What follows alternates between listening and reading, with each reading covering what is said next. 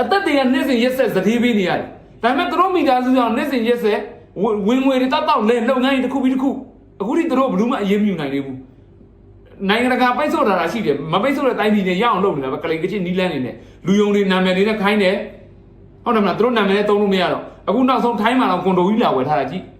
68တန်းတန်းနည်းတော့ငွေမဟုတ်ဘူးမင်္ဂလာပါဒီနေ့မေလ17ရက်နေ့နာနေပိုင်ရဲ့တည်င်းလေးတွေကိုကြည့်ချပြီးတော့တင်ဆက်ပေးမှာဖြစ်ပါတယ်နော်ဒီနေ့မှာတော့တည်င်းလေးတွေကို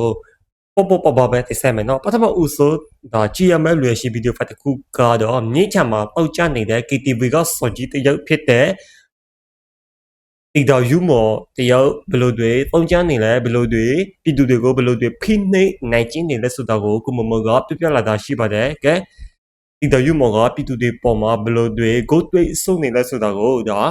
ကုမမောပြောတာရှိပါတယ်လိုရတူရှင်းနေစီမနော်အခုခင်ဗျားတို့စံကျင်မှာဖြစ်မက်တီတာယူမွန်တို့အုပ်စုရဲ့သတင်းပေါ့စလာပြီပေါ့အဲ့ဒါဘာလဲဆိုတော့မန္တလေးတိုင်းမြင်းညံမြို့နယ်တဲ့နနွင်းတော်ဘိုးရွာမှာအသက်68နှစ်ရွယ်ပေါ့နော်ပတ်ဝန်းကျင်လောက်ရှိတဲ့လူ3ဦးကနော်ဦးလေးကြီး3ယောက်မြို့ပေါ်မှာရှိနေစက်မှုစုံမှာထွန်ဆက်သွားပြင်တယ်ထွန်ဆက်ပြင်ပြီးပြန်လာတဲ့ဟာကို3ယောက်လုံးဖမ်းလိုက်တယ်ဖမ်းလိုက်တဲ့အခါမှာနော်ဘာကြောင့်ဖမ်းလဲဆိုမတင်ငါလို့ဖမ်းတာအဲ့တော့တယောက်ကို10သိန်းဒဏ်ရာကြီးလူပြီးတော့ပြန်လွှတ်ပေးပါတယ်တဲ့ဒါပေမဲ့ထွန်ဆက်2စီးအခုချိန်ထိပြန်မရသေးပါဘူးဆိုတဲ့သတင်းကျွန်တော်စီကိုရောက်လာပါတယ်နော်အဲ့တော့ဆရာကျွန်တော်ပြောသလိုဗျာပြည်သူစစ်တို့ပလာကဖာတို့ဟိုတုန်းကတော့ဟလာနေလားငါလားရန်ဖြစ်တဲ့ခါမှာသူ့အဖွဲ့ကိုယ့်အဖွဲ့စုပြီးတုံးနေနဲ့ရိုက်ကြတာပဲဒါပေမဲ့ခုလိုမျိုးပေါ့နေမြေချင်းတွေနည်းနည်းတည်ငြိမ်လာတဲ့အခါမှာတော့တက်နိုင်ဆုံးပြန်ပြီးတော့ခင်ဗျားတို့ထိန်းချုပ်စီကန်းတွေတင်းကျပ်ဖို့တော့အရန်ကိုလိုအပ်နေပါပြီနော်အဲ့တော့ထွန်ဆက်နှစ်စီးကိုအခုချိန်ထိပြန်မပေးသေးပါဘူးတဲ့သူမရဲ့ညာလက်ယုံဖြစ်တဲ့ဖြိုးမင်းသူတဲ့နော်ဖုံးဆက်တယ်အင်မလေးအမလို့လုပ်နေတယ်အဲ့တော့မက်တီတာယူမွန်တို့ဒီသတင်းနဲ့ပတ်သက်ပြီးတော့အခုနာမည်တွေပါတိကျပါလာတယ်ဗျာနော်အဲ့ဒီတော့ကြောင့်မလို့တော့ပြည်သူလူထုကអော်လာပါပြီပြည်သူလူထုអော်လာပြီဆိုလို့ရှိရင်ကျွန်တော်လေးစားမှုရှိပါတယ်မက်တီတာယူမွန်တို့ပေါ့မှာနော်လေးစားမှုရှိတယ်တော့ပါတော့လည်းပဲပြည်သူလူထုနဲ့ပတ်သက်လာလို့ရှိရင်တော့ရဟာနံပါတ်1ပါနော်နံပါတ်1မှာပဲရှိပါတယ်တမတော်ဒီပီလီနံပါတ်1မှာရှိပါတယ်နော်ဦးမင်းအောင်လိုက်ဆိုလို့ရှိရင်တော့ဟုတ်ပိတ်ဆုံးပါဗျာနော်ကဲနော်ဒါကတော့မြေချမ်းမှာရှိတဲ့ဒေါ်တီတာယူမော်တကောင်ကတော့ပြည်သူတွေထံမှာနီးမျိုးစုံနဲ့ပတ်စံတွေကောက်ခံနေတယ်လို့သိရပါတယ်မြန်မာနိုင်ငံမှာမွေးဖွားခဲ့တဲ့အမေရိကန်နိုင်ငံသားမြန်မာဂျာသစ်ဂျိုရှူအာဖန်ဟာဒီနေ့ကျင်းပတဲ့ UFC Flyweight Champion ကပတ်ကာကွယ်ပွဲမှာဂျပန်နိုင်ငံသားစိန်ခေါ်သူသက်ဆူရိုတိုင်ရာကိုအပြတ်အသတ်အနိုင်ယူပြီးတော့သူ့ရဲ့ချန်ပီယံဘွဲ့ကိုပထမဆုံးချိန်အောင်မြင်စွာကာကွယ်နိုင်ခဲ့ပြီဖြစ်ပါတယ်။ဒီနေ့ပြုလုပ်တဲ့ပွဲစဉ်ဟာ UFC သမိုင်းတစ်လျှောက်ပထမဆုံးချိန်ဖြစ်အာရှသားဖိုက်တာ2ဦးချန်ပီယံကပတ်အတွက်ရှင်ပြိုင်ရတဲ့သမိုင်းဝင်ပွဲစဉ်တစ်ခုဖြစ်ပါတယ်။စိန်ခေါ်သူဂျပန်ဖိုက်တာတိုင်ရာနိုင်ပွဲများစုစံချိန်နဲ့ဖန်ရဲ့ချန်ပီယံကပတ်ကိုလာရောက်စိန်ခေါ်ခဲ့ပေမဲ့လည်းချန်ပီယံဂျိုရှူအာဖန်ရဲ့ပြင်းထန်တဲ့လက်သီးချက်တွေနဲ့နီးစနစ်ကျတဲ့တိုက်ကွက်တွေကိုမရှင်နိုင်ဘဲနဲ့အရှုံးပေးခဲ့ရပါတယ်။ဒါအပြင်ဂျိုရှူအာဖန်နဲ့တိုင်ရာတို့ရဲ့ချန်ပီယံလူပွဲမှာအကျိတ်နဲ့ရှိခဲ့ပြီးပွဲချိန်9ချီမြောက်3မိနစ်28စက္ကန့်ရောက်မှာတော့ဖန်ကပြိုင်ဘက်ဂျပန်ဖိုက်တာကိုအလဲထိုးပြီးတော့အပြတ်အသတ်အနိုင်ယူနိုင်ခဲ့တာပါ။ဂျိုရှူအာဖန်ဟာပြီးခဲ့တဲ့2025ခုနှစ်ဒီဇင်ဘာလအတွင်းကဘာထိပ်သီးအလက်ဇန်နာပန်ဒိုဂျာကိုအနိုင်ယူကချန်ပီယံဖြစ်လာခဲ့သူဖြစ်ပါတယ်။နောက်ထပ်ဗီဒီယိုပတ်တစ်ခုကတော့ဒါဘုံမှုချုပ်ရန်ဝဲဦးရဲ့ဘောကိုကျော်စိုးဦးတကောင်ဘယ်လိုတွေမားနေတဲ့ဆိုတာကိုဆက်လက်နှစကြည့်ပါဦး။တပ်ပေါ်သားများအားလုံးကငွေကြေးကိစ္စ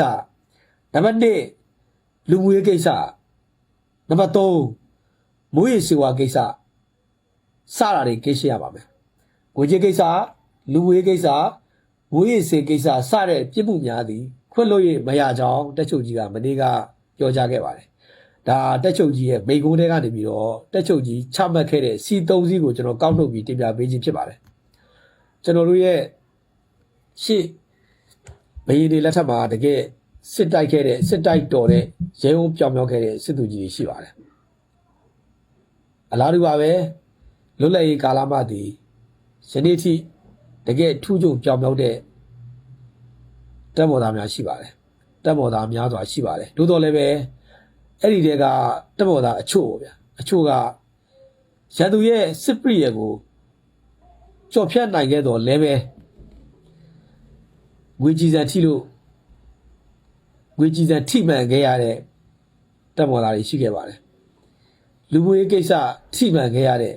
တက်မော်သားတွေရှိပါတယ်မူရေးစီဝါကိစ္စထိမှန်ခဲ့ရတဲ့တက်မော်သားတွေရှိပါတယ်ဒါကြောင့်ဒါတွေနဲ့ပတ်သက်ပြီးတော့တက်မော်သားများအားလုံးကိုကြီးကိစ္စလူမှုရေးကိစ္စမူရေးစီဝါကိစ္စစတဲ့ဒီစီးကိုမထိဖို့တက်ချုပ်ကြီးကမနေ့ကပြောကြားခဲ့ပါတယ်မှာကြားခဲ့ပါတယ်တက်မတော်ရဲ့ကြိုးရိုးကစီကံပါအမိတ်နဲ့စီကံပါတက်မတော်ရဲ့ကြိုးကအမိတ်နဲ့စီကံပါတက်မော်သားများအားလုံးကပြည်သူလူထုရဲ့စံပြပုံကိုယ်ကြီးဖြစ်ပါတယ်စံပြပုံကိုယ်တွေပါကျွန်တော်တို့ပြည်သူလူထုတံပိုးထားရတဲ့ပုံကိုယ်တွေပါတံပတိပေါ့ဗျာကျွန်တော်တို့အားလုံးမြင်ရတဲ့တံပတိလို့မာကြောတဲ့အရာကိုဘယ်အရာနဲ့မှဖြတ်တောက်လို့မရပါဘူးသို့တော်လည်းပဲမာကြောပါတယ်ဆိုတဲ့တံပတိကိုဖြတ်တောက်လို့ရတဲ့အရာကဒီတံပတိကနေထွက်ပေါ်လာတဲ့တန်ကြီးပါဒီတန်ကြီးကပဲဒီတံပတိကိုဖြတ်တောက်လို့ရပါတယ်ဒါကြောင့်တက်မတော်ဆိုတဲ့ကြိုးရိုးကြီးမှာတန်ကြီးတွေမကိုက်ဖို့အတွက်တက်ချုပ်ကြီးကတက်မော်သားများအားလုံးဝင်ကြီးကိစ္စလူမှုရေးကိစ္စမူရေးစီဝါကိစ္စစတာတွေကိစ္စဖို့အတွက်ချမှတ်ခဲ့တာဖြစ်ပါတယ်ဒါကတက်ချုပ်ကြီးကနိုင်ငံတော်ကိုချစ်လို့ပြည်သူကိုချစ်လို့ချမှတ်ခဲ့တာဖြစ်ပါတယ်ဒီလိုချမှတ်တာကတက်ချုပ်ကြီးကတက်မတော်ကိုချစ်လို့နိုင်ငံတော်ကိုချစ်လို့ချမှတ်ခဲ့တာဖြစ်ပါတယ်တကယ်ကျွန်တော်အနှစ်သာရရှိပါတယ်တက်မလို့ဆိုတာကနိုင်ငံတော်ရဲ့ပင်မကြိုးရိုးပါကျွန်တော်တို့ဒီကြိုးရိုးကြီးကျွန်တော်တို့ဘယ်အရာနဲ့မှအထိကိုက်ခံလို့မရပါဘူးလုံးဝအထိကိုက်ခံလို့မရပါဘူးတော့ကျွန်တော်ဒီသတင်းကိုပြန်ချောမယ်ဆိုတော့တက်ချုပ်ကြီးရဲ့မိန်ကုန်းကတော့တူပါတယ်ကြက်ပါတယ်ထိရောက်ပါတယ်တက်မသားများအားလုံးကိုကြီးကိစ္စကိစ္စရပါမယ်လူဝေးကိစ္စကိစ္စရပါမယ်မူရေးစေဝါကိစ္စကိစ္စရပါမယ်တော့ငွေကြေးကိစ္စဆိုတဲ့နေရာမှာကျွန်တော်နားလဲတဲ့ရှုထောင့်ပဲတင်ပြပေးချင်ပါတယ်မိမိရဲ့ယာရုနဲ့လုပ်ပါငွေကိုအသုံးပြုပြီးတော့ငွေကြေးရှာတဲ့ကိစ္စတွေပါနံပါတ်1လူဝေးကိစ္စဆိုတာကကျွန်တော်မိန်းမကိစ္စဗျာမိန်းမကိစ္စဖြစ်တယ်နံပါတ်3မွေးစွာကိစ္စမွေးစွာကိစ္စဆိုတာကတော့မွေးစွာကိစ္စနဲ့ပတ်သက်ရင်ကိစ္စရမယ်ဒါတွေချမှတ်ခဲ့တာဖြစ်ပါတယ် ကဲနော်ဒါတော့ဒါယပနေကတက်ချိုလို့ခေါ်သူတို့ဘောမတွေခေါ်တာတော့တက်ချိုရဲဝဲပေါ့နော်ဒါကျွန်တော်တို့နေနဲ့ခေါ်တာကတော့ရဲဝဲဦးကယပနေကပြောရတဲ့ဒါမိကောတုတ်ခုဖြစ်ပါတယ်အဲ့ဒီမိကောတုတ်ခုကဘာလဲဆိုရင်လူမှုရေးပါမယ်ဒီဘွားရေးပါမယ်ဝိညာဉ်စေဝါပါမယ်အဲ့ဒီတုတ်ခုကိုတာဝန်ထမ်းဆောင်နေတဲ့စစ်သားတွေအကုန်လုံးကရှုပ်ချင်ရမယ်ဆိုပြီးတော့မှရဲဝဲဦးကပြောသွားတာဖြစ်တယ်အဲ့ဒီကစားတဲ့ပတ်သက်ပြီးတော့မှအဲ့ဒီဘောမကျော်စိုးဦးတကောင်ကတော့ရဲဝဲဦးရဲ့ဘောကိုမနေတာကိုတွေ့ရပါတယ်ကဲအဲ့ဒီဘောမကျော်စိုးဦးကိုကျွန်တော်ရဲ့ဗီဒီယိုတွေကမပြောချင်တော့ comment အောက်မှာရေးခဲ့လို့ရပါတယ်နော်နောက်ထပ်ဗီဒီယိုဖိုင်တစ်ခုကတော့နေအခုကာလာကနေတအားပူတယ်လေအဲ့တလို့နေအရန်ပူလို့သိရွက်စိတ်ကနေအဝါရဖက်ကိုပြောင်းသွားတာကိုအဲ့ဒါကိုညံမမီတဲ့ဘုံတကောက်ကဘာပြောလာဆိုတာဆက်လက်ဆက်ကြည့်ပါဦး ဘောရီညောင်မေးညောင်ရွက်တွေကအစိမ်းအောင်ဆင်းတယ်ရွှေအောင်ဆင်းပြောင်းသွားတယ်ရွှေအောင်ဆင်းပြောင်းသွားထူးခြားပြောင်းလဲလာတယ်အဲ့ဒါကိုပြည်သူလူထုကတွေ့လို့ပြောလို့လာပြောပြလို့ခေါင်းဘက်ကဘွဲသွားကြည့်တဲ့ခါကျတော့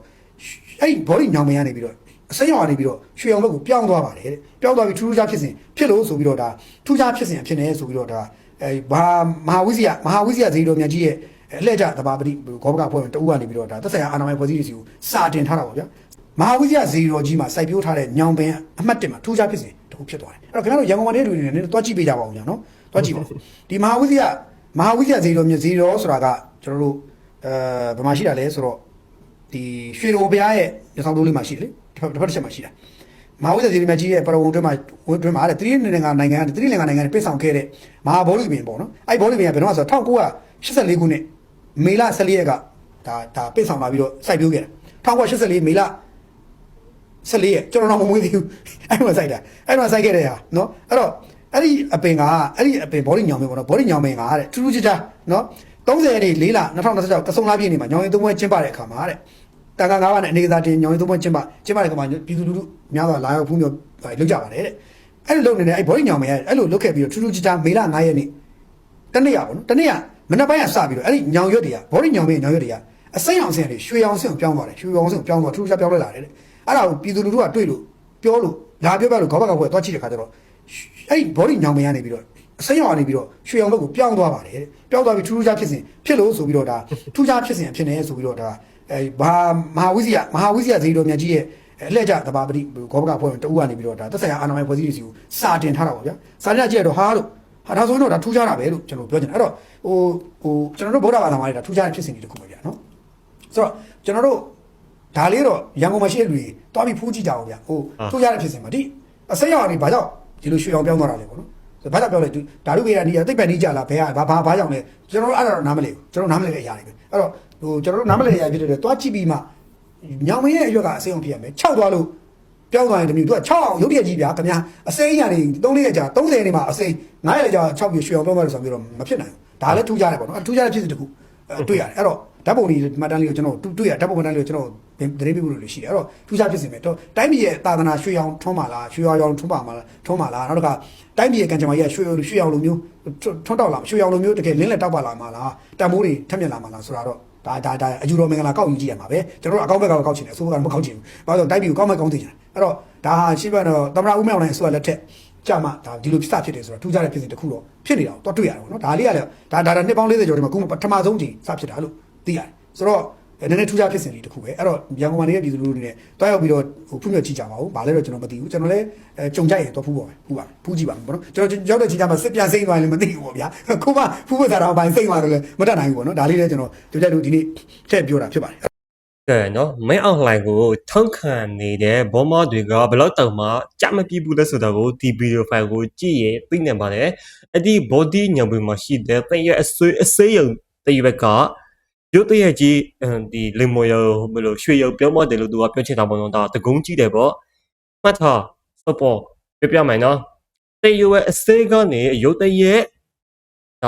ါလင်မော်ရဥပမာရွှေရပေါ့နော်အဲ့ဒီရွှေရကိုပြောင်းသွားတယ်ဆိုတာကနေအရန်ပူလို့ဖြစ်တာနော်နေကအခုဒါကျွန်တော်တို့နေတဲ့ထဲနိုင်ငံမှာဆိုရင်ဒါပူချေကတတိယနေရာမှာရှိတယ်ဒါတော်တော်လေးပူတဲ့ထဲမှာပါတယ်ပေါ့နော်မြန်မာနိုင်ငံကတော့ဘယ်လောက်မှရှိလဲဆိုတာကိုတော့ကျွန်တော်အတိအကျမသိရဘူးဒါပေမဲ့မြန်မာနိုင်ငံမှာလည်းအောက်ပူတယ်လို့တော့သိတယ်အဲ့တလို့နေကအရန်ပူတော့တရွယ်အစေးကနေလေမော်ရကိုပြောင်းသွားတာကမဆန်းဘူးနော်ဒီကစမ်းနေတာကမင်းတို့ရဲ့အုံနှုတ်နော်မင်းတို့ရဲ့တွေးခေါ်မှုမင်းတို့ရဲ့ညာရီကကြက်မပြတာနော်အဲ့ဒါကဘာတကိုးမှမဟုတ်ဘူးနေအရန်ပူလို့တရွယ်အစေးကနေလေမော်ရဖက်ကိုကူသွားတာဟုတ်ပြီနော်မင်းတို့ဘောမတွေကလည်းကြောက်ရွံ့တယ်အောင်နေတာဘယ်လိုဘာဖြစ်လို့ကြောက်ရွံ့လဲသိလားမင်းတို့လိုစောကြမပြတဲ့ကောင်တွေကထောက်ခံနေလို့မင်းတို့စိတ်တိုက်ကြီးခါမြောင်းရောက်လာဟုတ်ပြီနော်နောက်ထပ်ဗီဒီယိုဖိုင်တစ်ခုအနေနဲ့မင်းအောင်လိုက်ကဒီသူတွေကိုဆက်ဆံတဲ့ပုံစံနဲ့သူတို့မိသားစုကိုဆက်ဆံတဲ့ပုံစံဘာကွာလဲဆိုတာကိုပြထားတဲ့ကိုစီရဲ့ဗီဒီယိုဖိုင်တော်လေးကိုလိုရည်တူရှင်းနေစီမယ်နော်အခုမင်းအောင်နိုင်နီးတက်နေတဲ့အကြောင်းတွေရှိတယ်ဒီတိုင်းတက်ကလာမေးကြည့်မင်းအောင်နိုင်နီးနာကိုကတ်လို့ရလားမေးကြည့်နော်အဲ့ဒါပဲကြည့်ဘာဖြစ်လို့လဲသူတို့တားသမီးသူတို့မြီးတော့တားသမီးတော့မဟုတ်သေးဘူးမြီးတောင်မှတားချစ်တာတားတန်မှုထားတာဒါပေမဲ့သူတို့ဘုံကျဲတက်လိုက်တဲ့မြီးတွေကြတော့ချစ်စရာမကောင်းဘူးလေဟုတ်တယ်မလားအဲ့ဒါကပ်ပေးရဟုတ်တယ်မလားအဲ့လိုမလားမင်းအောင်နိုင်မြီးလေးကြတော့ခင်သီးတက်မွန်တို့ဒီအောင်ပြည့်စုံတို့ရဲ့နော်ဥကနေပေါက်လာတဲ့ကောင်တွေကြတော့ဘာဖြစ်လဲတားတန်မှုရှိတာတားတကယ်ဒါပေမဲ့ပြည်သူပြည်သားတွေရဲ့မြီးတွေကြတော့တန်မိုးမရှိဘူးဒါကြောင့်မလို့ဘုံကျဲပြစ်နေတာပစည်းပြစ်စီတစ်ခုတည်းနဲ့မြီးပေါင်းဘယ်လောက်တည်သွားလဲ40ကျော်တည်သွားတယ်ခလေး40ကျော်နော်ကျွန်တော်ပြောတာကအဲ့လိုကျဲတတ်မယ်ဆိုရင်လည်းဝင်ခံလိုက်ပြီဟုတ်တယ်ငါတို့ကတော့ငါတို့လက်မခံတဲ့ကောင်မနဲ့အကုန်ဘုံကျဲမှာအကုန်လုံးတက်ပြစ်မှာနော်တက်ပြစ်ရှိတဲ့ကောင်လက်မခံတဲ့ကွာထအဲ့လိုမျိုးအဲ့ဒါဆိုရင်ကျွန်တော်တို့မဆိုးဒီကောင်ကမိုက်ပြက်သားတယ်ဟုတ်တယ်မလားထအခုလက်ရှိမြေပြင်မှာလုပ်နေသလိုပဲတစ်ခါလည်းပြောဒါပေမဲ့အခုကပါဇက်ပေါက်နဲ့ဖင်ပေါက်ကမှားနေတာပါဇက်ကဘာပြောလဲငါတို့ကတိုင်းပြည်ကိုကာကွယ်တဲ့တတ်မတော်ငါတို့ကနိုင်ငံတော်ကိုစောင့်ရှောက်နေတာငါတို့စောင့်ရှောက်နေလို့မင်းတို့ခေါင်းပြအောင်အိတ်ကြရဟောပါဇက်ကအဲ့ဒီစကားတွေပြောပြီးတော့လက်တွေ့လောက်တာကြတော့ပြည်သူကိုတက်ဖြတ်တဲ့အလုပ်လုပ်နေတယ်အဲ့ဒါကိုကျွန်တော်ယွန်းတာနော်အခုလက်ရှိမင်းအောင်နိုင်ကာဝေးဦးစီးချုပ်ဖြစ်မှမပြောဘူးနော်မင်းအောင်နိုင်တက်လာပြီးတည်းကနှစ်ခုပဲနှစ်ဖက်ပဲနှိုင်းရှင်မင်းအောင်နိုင်တို့မိသား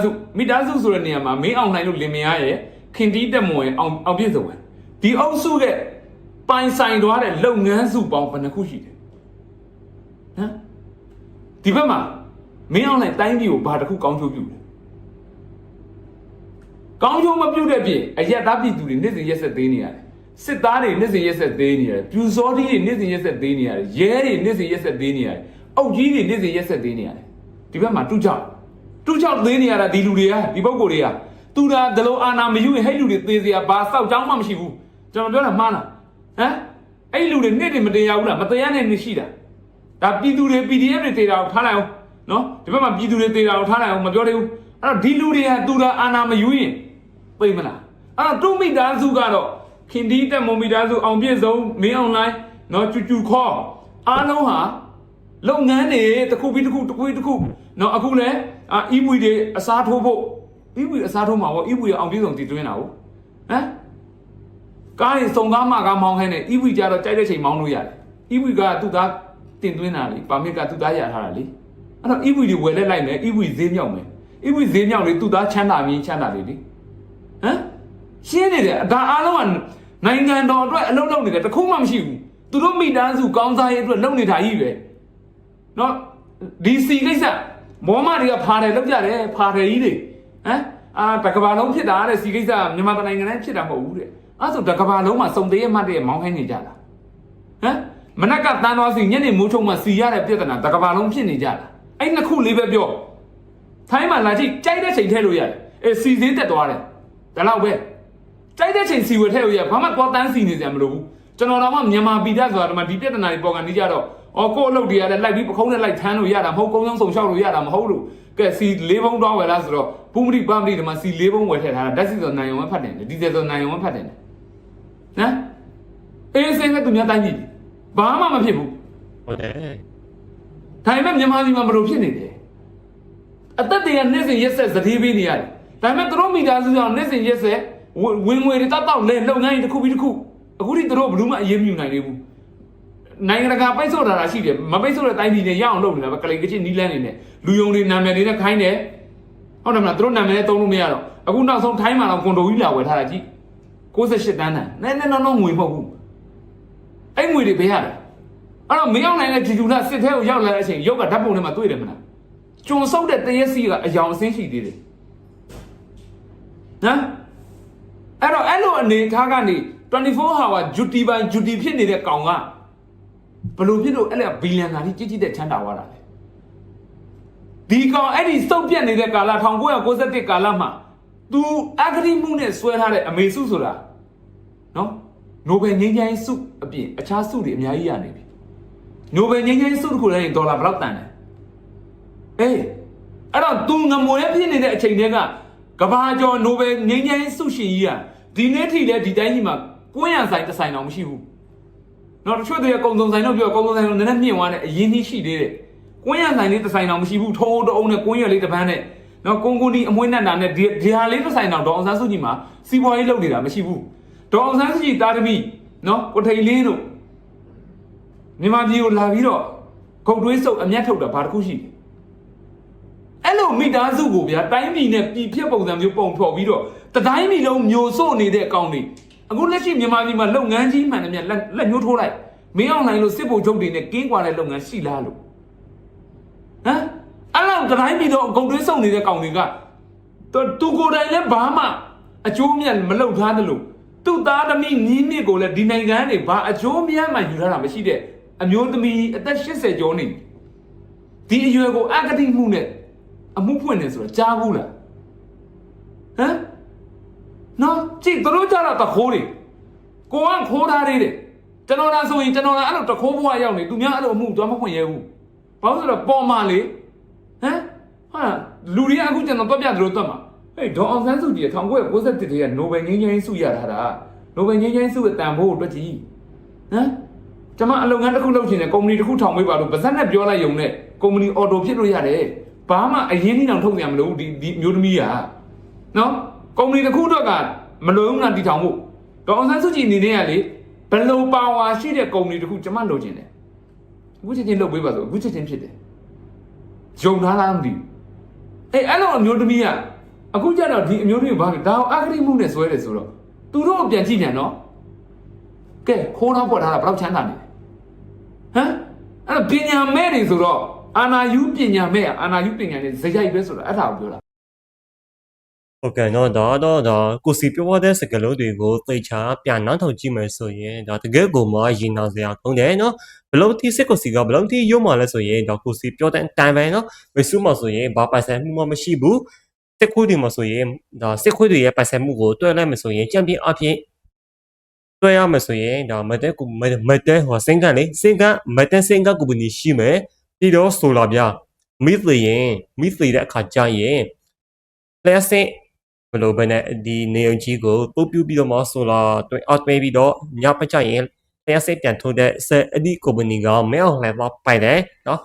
တွေ့လိုက်မယ်ဆိုရင်ဒါ FPT လည်းမဲအောင်လည်းပိုင်တယ်နော်ဒါမြန်မာစစ်တပ်ကပိုင်တယ်နော် FPT ဆိုတာလေမြန်မာပိုင်တယ်လို့ပြောရမှာပေါ့နော်ဒါသူတို့စိတ်ကိုစီမှာပိုင်ဆိုင်မှုတွေအများကြီးပဲနော်ကျွန်တော်တို့မင်းစုမှာဆိုရင်ကိုစီပြောတယ်လို့မျိုးပဲပေါ်ရန်ဆိုင်လိတဲ့စင်တာမှာမရှိဘူးဒါတော့မှသူကကျွန်တော်တို့ရဲ့အမိန်တော်အောင်ဆန်းစုကြည်ကိုအကဒီမှုဆိုပြီးတော့မှထောင်ထဲကိုထည့်ထားတာဆိုရင်အမေစုရဲ့တဝက်လောက်ရှိတယ်နော်2030လော်ပေးလိုက်ပြန်ထဲလဲလှော်လိုက်ပြန်ထဲလဲအဲ့လိုလုပ်နေတာအမေစုက80ဆိုရင်မေစုကအပြင်မှာနေရတာဒါက2030လောက်ပဲရှိတယ်250လောက်ကထုံထဲမှာနေခဲ့ရတာเนาะဒါတော့အဲ့ဒီစိတ်ခွေတွေကမကျင်းနဲ့နေသေးဘူးကဲနော်စိတ်ခွေတွေရဲ့ရုံမှမှုတွေကိုတနေကုန်ထည့်ပြောမှဆိုရင်တော့မှပြောလို့ကိုမဟုတ်ဘူးเนาะဟုတ်ကဲ့ကျွန်တော်ရဲ့ဒီကနေ့တဲ့တက်ဆက်မှုလေးတွေကတော့တက်လောက်ပါပဲเนาะဒါကျွန်တော်ရဲ့တက်ဆက်မှုလေးတွေကိုကျန်တဲ့မှုရှိပါသလား comment အောက်မှာရေးပေးခဲ့ဦးเนาะ